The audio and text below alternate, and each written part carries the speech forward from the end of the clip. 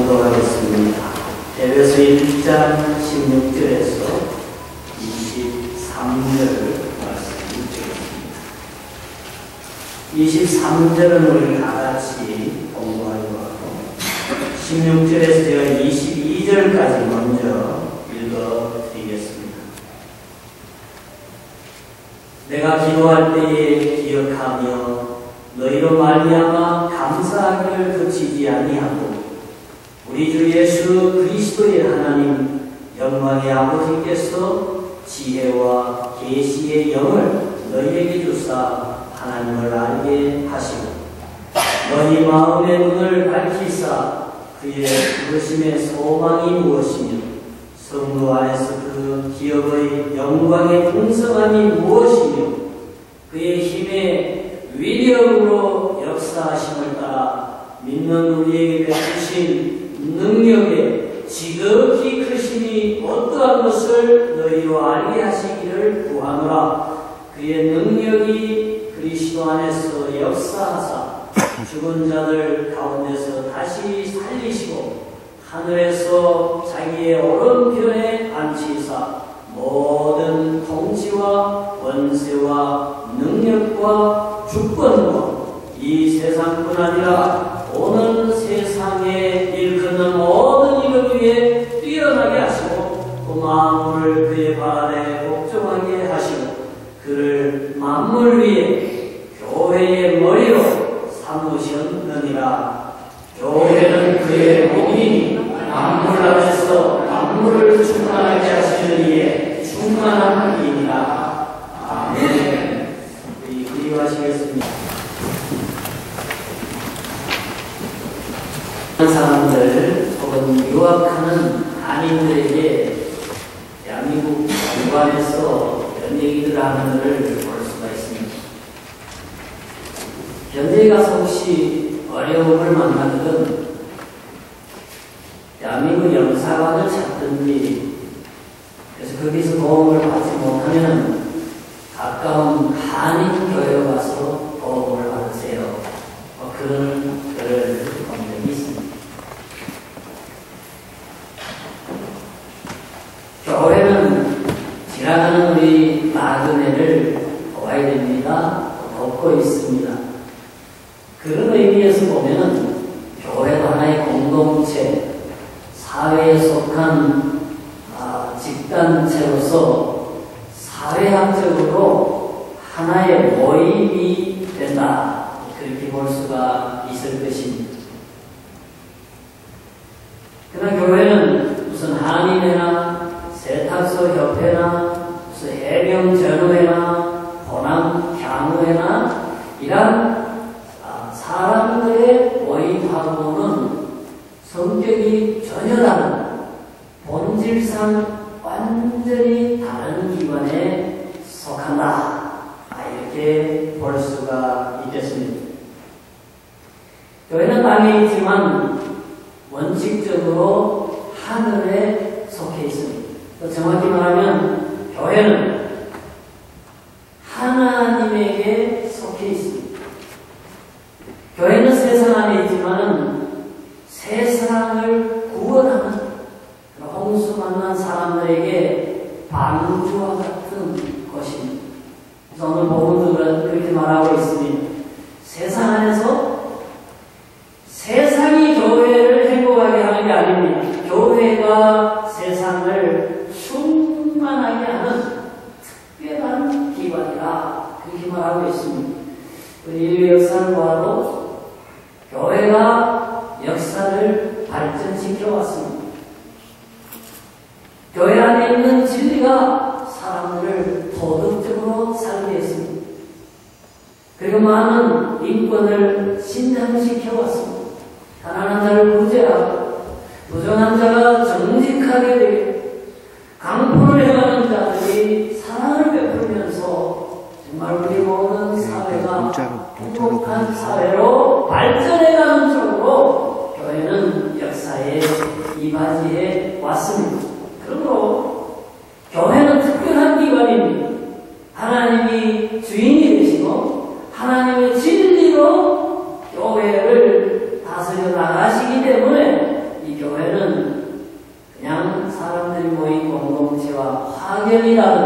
본질적으로 다른 신적인 속성을 가진 공동체이다 하는 것입니다. 그래서 교회의 일원이 된다, 교회 공동체에 속한 교인이 된다는 것은 그 개인에게 있어서 굉장히 큰 의미가 있습니다. 그래서 내가 어느 피트니스 클럽의 멤버십을 얻는다 하는가 하고 완전히 다릅니다. 무슨 내가 취미 동아리에 어떤 회원이 된다는 것하고 차원이 완전히 다른 것입니다. 다시 말하면 교회의 교인이 된다는 것은 교회의 머리이신 신의 가족이 되는 소위 말하는 하나님의 권속으로서, 하나님의 아들로서, 하나님의 자녀로서, 하나님 특별히 역사하는 기관의 보호를 받는 성도로서 의미가 특별하다 하는 것입니다. 저는 오늘 아침에 전화통화를 받고 깜짝 놀랐어요. 다른 교회에 다니는 장로님이 전화를 하셨어요.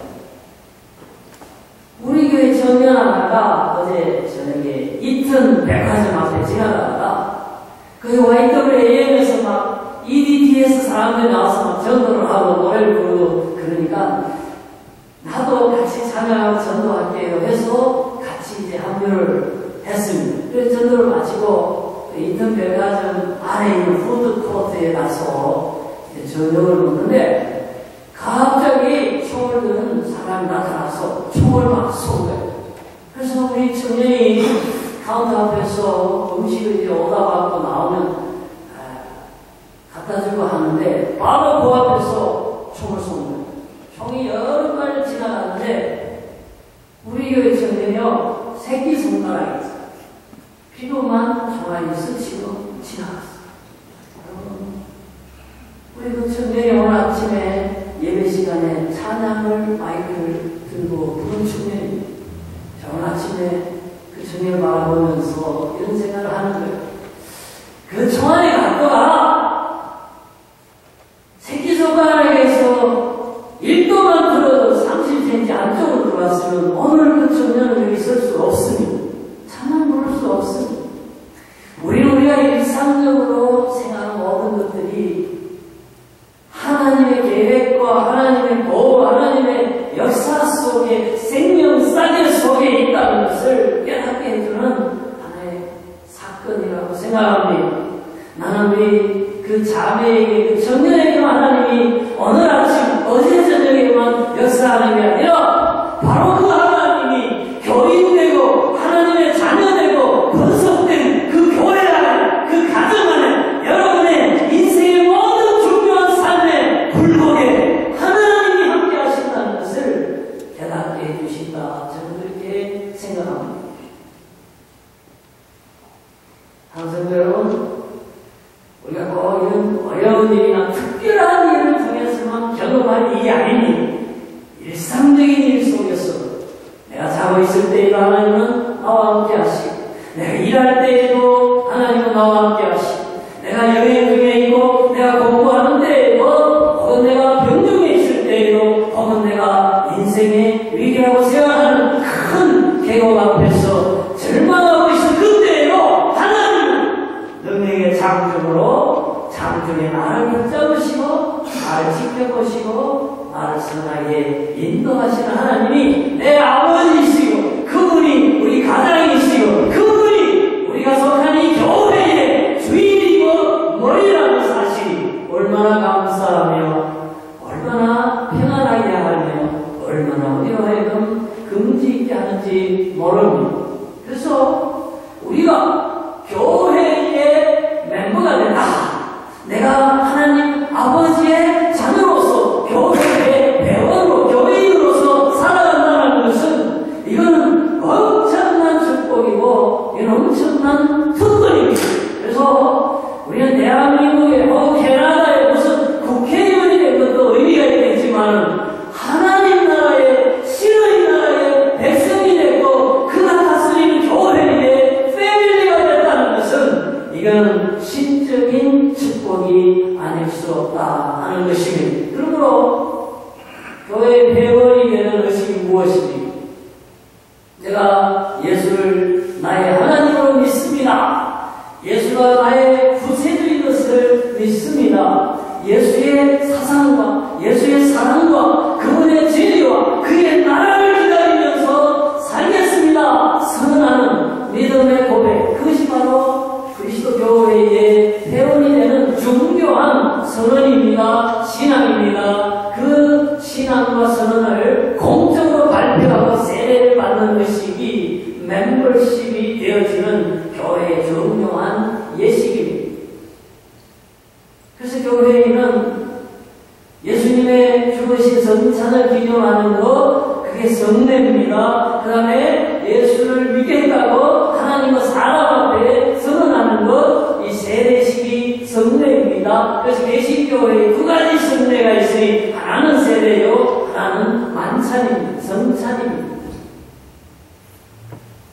그래서 우리는 이 교회 안에 속해 있다는 것이 얼마나 큰 특권인지를 우리가 알아야 됩니다. 우리 하나다 장로교단에서 회의를 할 때요, 이제 방문객도 회의장에 와 있고요, 준 회원도 와 있고요, 정 회원도 회의장에 와 있습니다.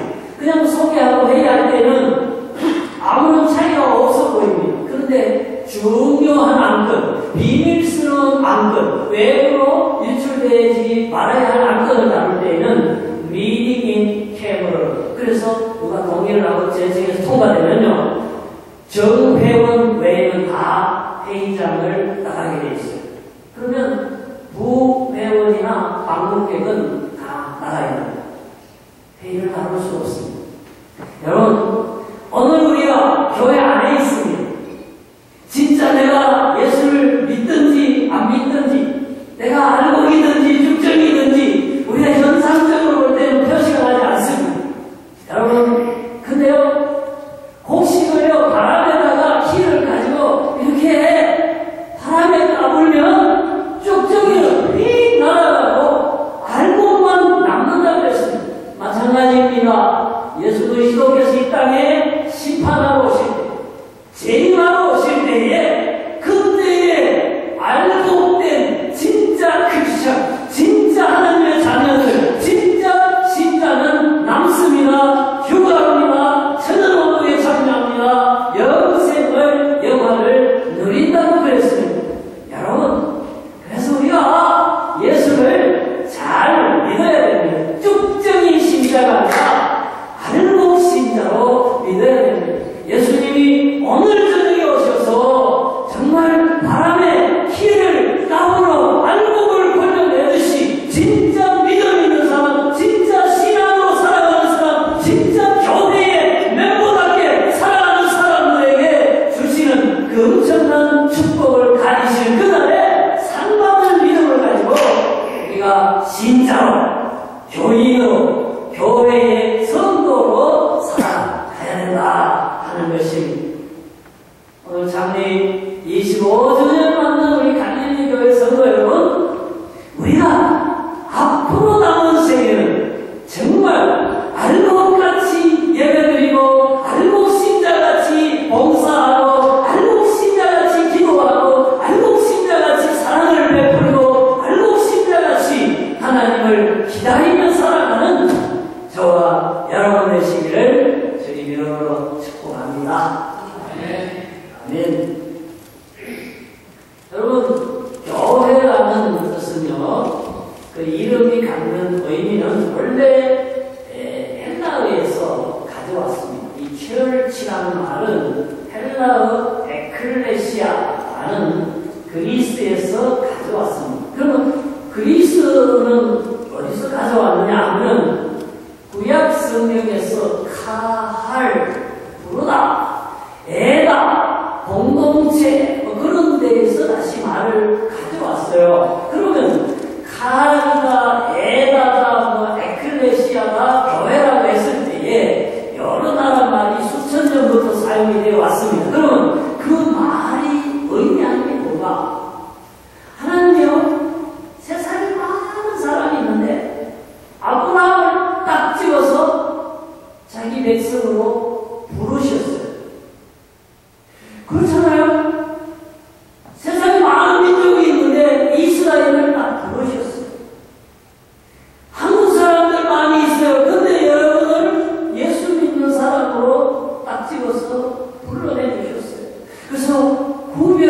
하는 부름받은 공동체, 더 정확히 말하면 예수를 하나님의 아들로 메시아로 믿는 공동체의 일원으로 우리를 불러주셨어요.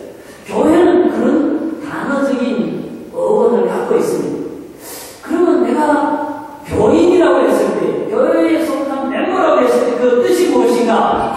하나님이 나를 부르셨다. 하나님이 구원받은 공동체 안에 회원이 되게 하셨다 하는 것입니다. 그러면 하나님이 왜 우리를 교회로 부르셨는가? 목적이 있지 않겠습니까? 뜻이 있지 않겠습니까? 사람을 불러 모았을 때 뜻이 있습니다. 하나님은 성경을 통해 이렇게 말씀합니다. 예배하는 백성이 되게 하려고 불러 모았다. 그렇게 말씀을 하고 있습니다. 그래서 우리가 하나님을 예배하는 것, 이거 참 중요합니다. 그래서 이스라엘 백성들을 애굽에서 구원해서 시내산 앞에 세워놓고 모세를 통해서 예배하는 것을 가르치잖아요. 우상을 섬기지 말라, 하나님을 예배하라, 예배하는 제사는 법은 이렇고 제물은 이렇게 잡아야 되고 언제 예배로 제사로 뭐 해야 된다고 예배하는 공동체, 하나님을 섬기는 제사 공동체로 살아가도록 그렇게 율법을 주셨습니다.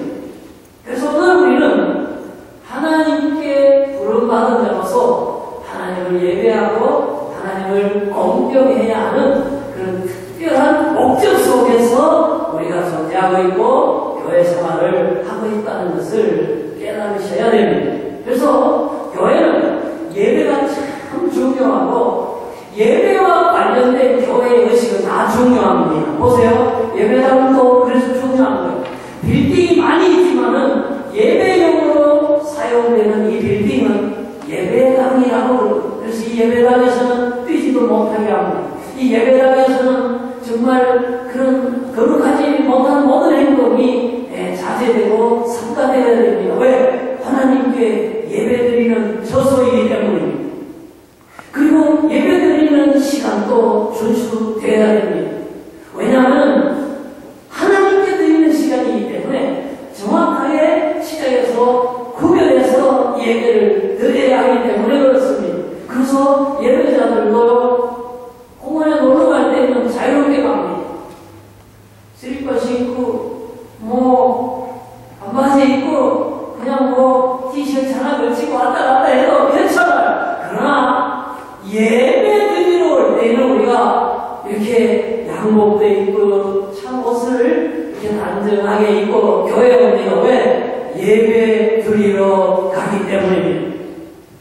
마찬가지로 세상에 많은 음악이 있지만 하나님을 찬양하는 음악은 찬송입니다. 복음송입니다. 성가입니다. 그렇기 때문에 이 음악은 구별된 특별한 음악입니다. 그렇기 때문에 예배와 관련된 건 다 중요합니다. 예배 기도, 예배 설교, 예배 찬양, 예배자, 모든 예배 장소, 예배 시간. 왜? 하나님이 예배를 받으시길 원하시고 예배를 귀하게 여기시고 예배자를 축복하시는 하나님이기 때문에 우리 글씨도인은 예배를 중요하게 생각해야 됩니다. 여러분 아시죠? 엘리 제사장 그 아들들 이름이 고약한 이름 있잖아요. 홈리, 비나스. 이 사람들이 죽었어요. 전쟁 때나 죽었어요. 그 소식을 듣는 자기 아내가 아기 낳다가 죽었어요. 그 소식을 들은 자기 아버지가 엘리 제사장이 의자에 앉아있다가 놀래서 넘어지면서 목뼈가 부러져서 죽었어요. 엘리 제사장의 그 가문은 거의 2대가 멸절했습니다. 성경은 분명하게 얘기합니다. 왜 죽었느냐? 왜 망했느냐? 왜 하나님이 화를 내시고 벌을 주셨는가? 제사를 못 오겠기 때문이다. 엘리 제사장의 아들이 누구보다도 제사를 귀하게 여기고 존중하고 경외해야 할 텐데 예배를 멸시했어요. 제사장은 제단에서 봉사하는 여자들을 보냈어요. 아비후와 비느하스가 여자를 보냈어요. 제단에 봉사하는 처녀들을 보냈어요. 그래서 하나님 화가 나시고 그 다음에 제사 드리는 제물을 제사가 끝난 다음에 먹게 돼 있는데 제사가 지금 진행 중인데 가서 내 고기 내 나라 해서 안 주니까 뺏어가 버렸어요. 그리고 먹었어요. 고기를 많이 먹어서 죽인 게 아니에요.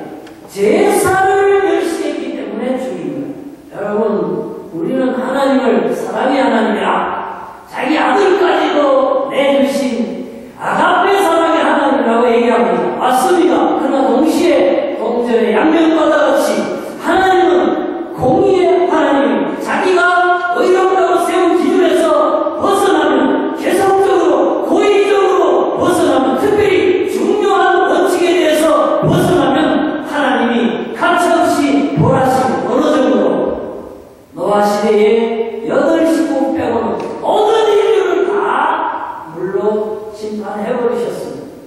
여러분, 그래서 우리는 하나님의 은혜에 감사하기도 하지만 하나님의 그 공의로우심을 두려워하기도 해야 됩니다. 그래서 우리가 죄를 지을 때는요, 하나님을 진짜 무서워해야 됩니다.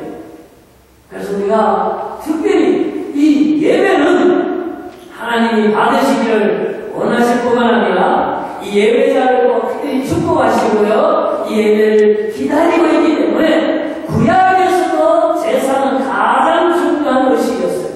그리고 신약시대에도 이 예배는 교회의 가장 중요한 일이기 때문에 예배에 관련해서 우리가 마음을 다해야 됩니다. 성품을 다해서 예배를 드려야만이 하나님 그 교회를 기뻐하시고 그 예배드린 교인 한 사람 한 사람을 기뻐하신다 하는 것입니다. 저는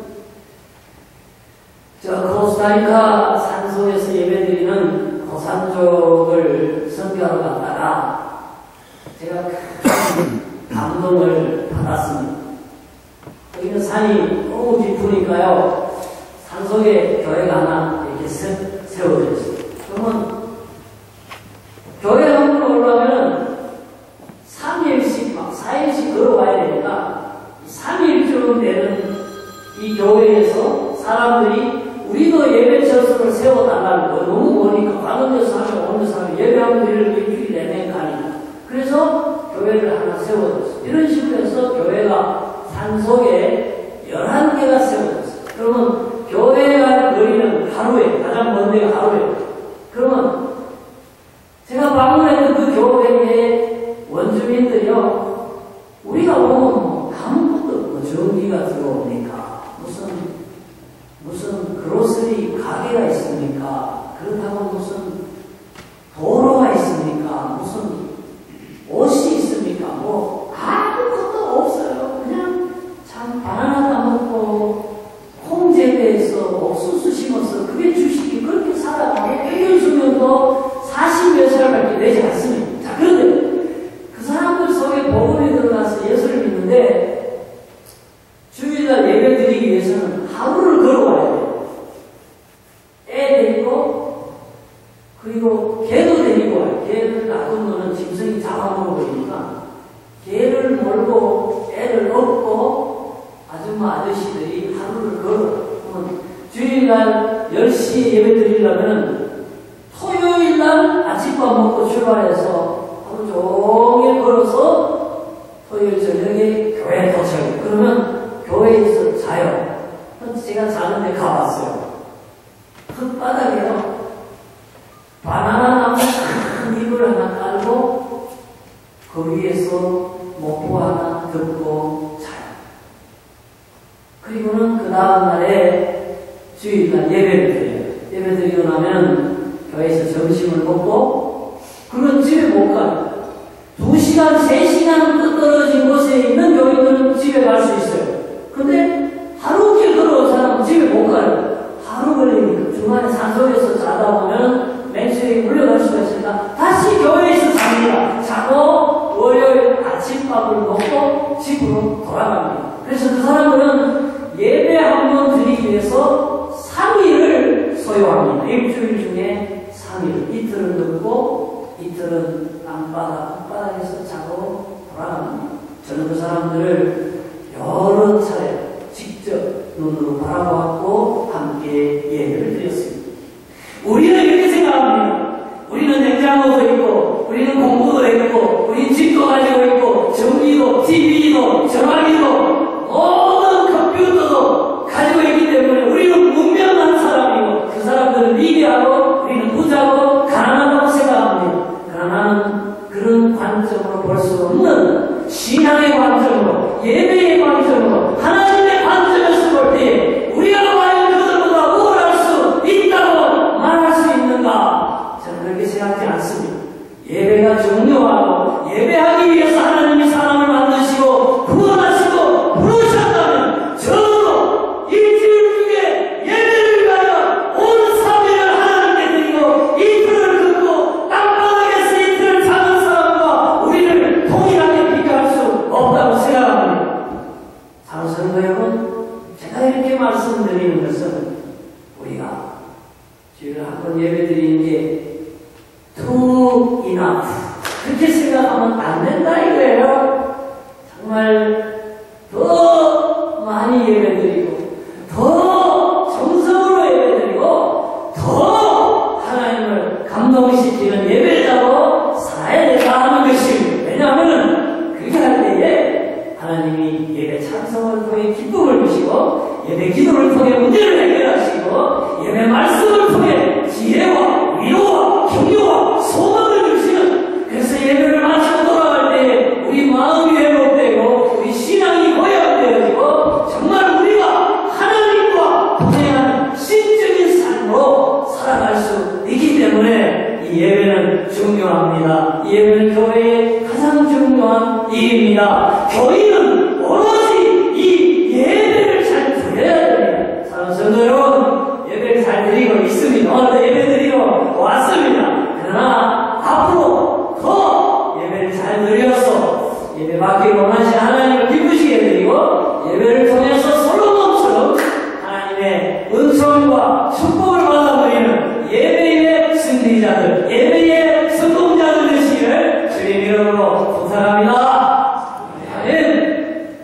그래서 제가 오늘 25살이 되는 우리 교회 기념주일을 맞이하면서 특히 우리 교회가 이제 앞으로 지향해야 할 그런 방향성이 무엇일까 하는 얘기를 하나 하고 설교를 마치려고 합니다. 지금 이민 작년 통계가요, 대한민국에서 통계했는데 한국에서 해외라는 것은 전 세계로 나가는, 이민 나가는 사람하고 다시 들어오는 사람하고 통계를 했는데 이제 작년부터 나가는 사람보다 한국으로 들어가는 사람 숫자가 많아졌어요.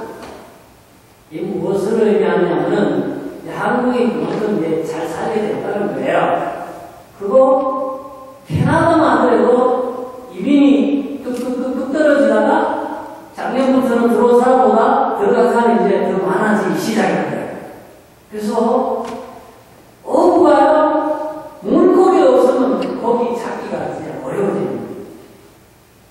그래서 이민교회가 이민 오지 않으면 교회가 이제 앞으로는 어려워진다 하는 것인데, 지금까지 25년은 이민이 점점점, 유학이 점점점 늘어져 오는, 많아져 오는 시대에서 우리가 고기를 잡았어요.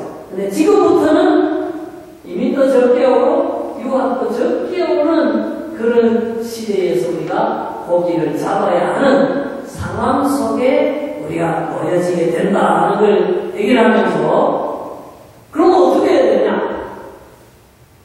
이미 와서 살고 있는 사람들, 이미 유학 와서 여기 거주하고 있는 사람들에 대해서 더 많이 사랑을 베풀고 더 많이 적극적으로 복음을 전해야만이 이민교회가 서바이벌이 되는 것입니다.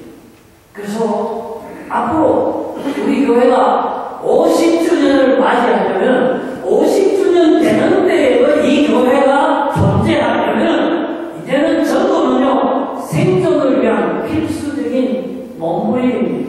우리가 정말 전도를 많이 하지 않으면 이 갈릴리 교회가 25년 후에 존재한다는 보장이 있을 수가 없습니다. 그래서 우리가 앞으로 어떻게 해야 되냐? 특별히 전도를 위해서 많은 노력을 기울여야 된다 하는 것입니다. 제가 우리 교회에 최근에 오신 분들에게 이제 물어봐요. 이 교회에 오셨습니까? 그러면 우리 청년들 중에는 친구 따라온 사람도 있고 교인들 중에는 교우 따라온 사람도 있는데 어떤 사람은 인도자가 누굽니까? 교회 간판 이러는 거예요. 지나가다가 갈릴리 교회 간판 보고 들어왔대요. 그 간판이 전도를 많이 해요. 근데요, 우리가 전도를 많이 해야지 교회 간판이 전도하다 해서 되겠습니까, 여러분? 사람 만든 어부가 되라고 그랬는데 어부는 사람이 고기를 잡는 거잖아요. 그래서 우리가요, 친구를 데리고 우리가 이민자를 데리고 우리가 환난당한 자를 데려오고 우리가 우리 도움이 주님의 구원이 필요한 사람을 데리고 주의 축복이 필요한 사람을 데려다가 도와주고 해결해주고 행복하게 해주고 그리스도 안에서 복되게 해야 하는 그 전도자의 사명을 잘 감당해야 된다는 것입니다. 그래서 제가요, 제 방에다가 이제 과거는 이제 다 제가 불문에 붙이고 2012년 6월 첫주부터 연말까지 누가 전도를 몇 명이나 하나 해서 제가 도표를 그려놨어요. 그래서 그 우선에 제가 교역자들 이름부터 적고 그 옆에 우리 장로님, 시국 원사님, 안수집사님 순으로 이름을 적고 하나하나 1명, 2명, 3명 해서 제가 여기 바깥에 붙여놓으면 좀 그러니까 제 방에 문에다가 다 붙여놨어요. 여러분, 그래서 우리가요, 기도하고 사랑하고 열심히 생명의 복음을 전하면 하나님이 역사하실 줄로 믿습니다. 그래서 오늘 25주년에 제가 특별히 당부합니다. 앞으로 우리 교회가 여전히 귀하고 여전히 발전해 나가고 선교하고 2세를 키우고 지역사회에 빛을 발하기 위해서는 우리 교회가 열심히 전도해야 되고 이를 위하여 각자가 노력을 해야 된다 하는 당부의 말씀을 드립니다. 여러분 그렇게 하실 거죠? 네, 다시 한번 기회를 드릴게요. 저희 전도 열심히 하실 거죠? 네. 우리 교회 50주년 맞이할 때도 여전히 존재하고 구원하는 교회가 되도록 전도하시기를 주의 이름으로 축원합니다. 아멘. 그래서요, 제가 잊어버리지 않도록 노래 하나 준비했어요. 큰 박수 한번 쳐주시면 제가 노래 한 곡 하고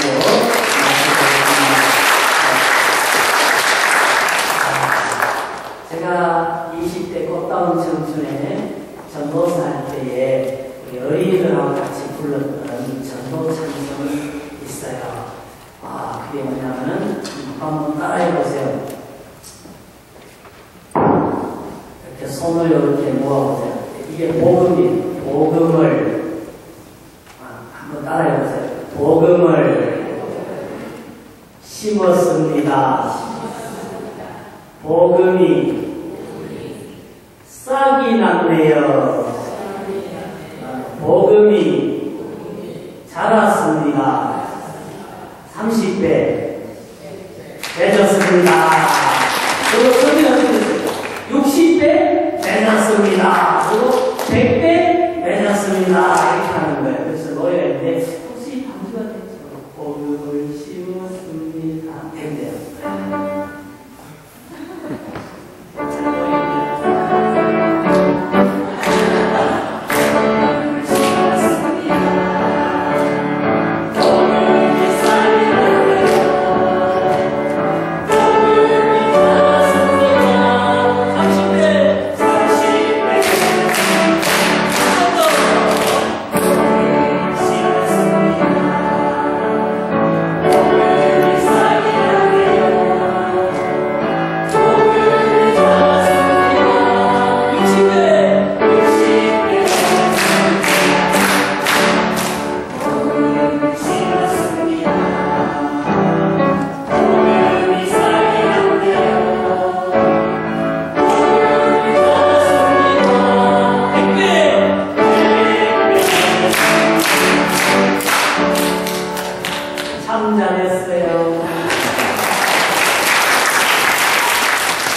주말